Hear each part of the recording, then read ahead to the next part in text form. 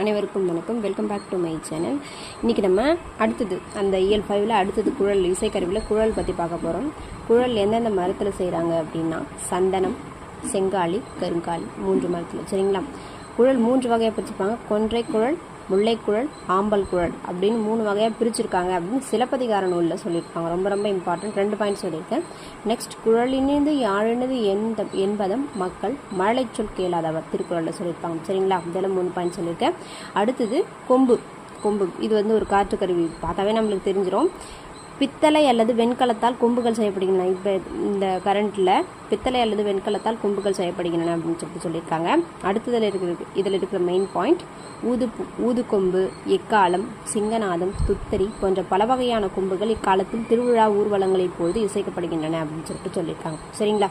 Next, சங்குல சங்கோடு சக்கரம் ஏந்தும் தடக்கையன். இது திருப்பாவை அப்படின்றது. ஓகே.